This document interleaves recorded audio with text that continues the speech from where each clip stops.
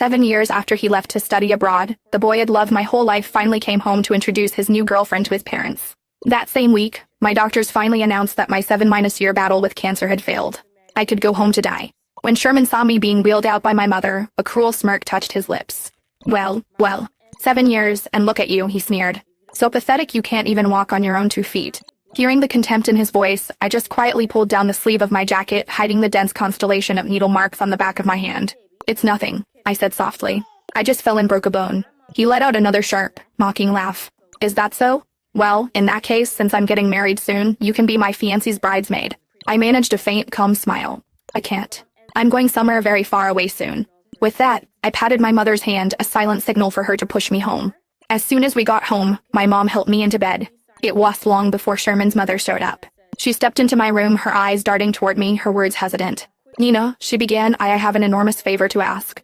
Her face was flushed. She didn't have to say the rest. I already knew.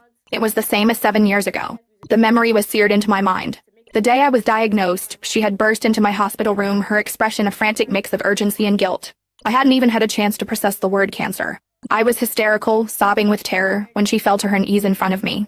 Nina, I'm begging you, she pleaded, her voice a desperate whisper. Don't drag Sherman down with you. He just got his acceptance letter. If he finds out you're sick, he'll never go. You and Sherman grew up together. You've been in love for years.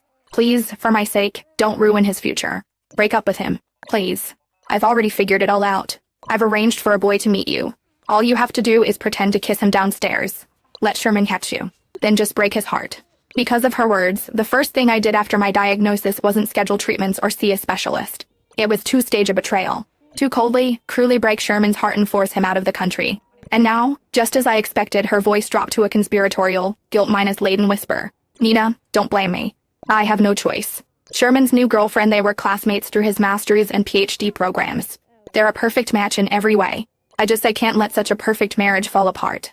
You know how much Sherman has always cared for you. If he finds out the truth about what happened back then, I'm afraid he'll. So, could you please just avoid him for a little while? I mean, you're dying, aren't you? It's not like you should be going out much anyway. The word dying hung in the air.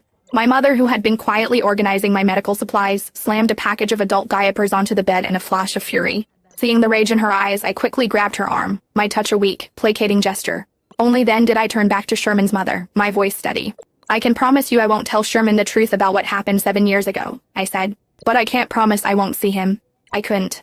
For 7 brutal years, there wasn't a single moment I didn't think of him. When the chemo became unbearable, I would clutch the old photo of us, his arms slung around my shoulder, and somehow find the strength to endure.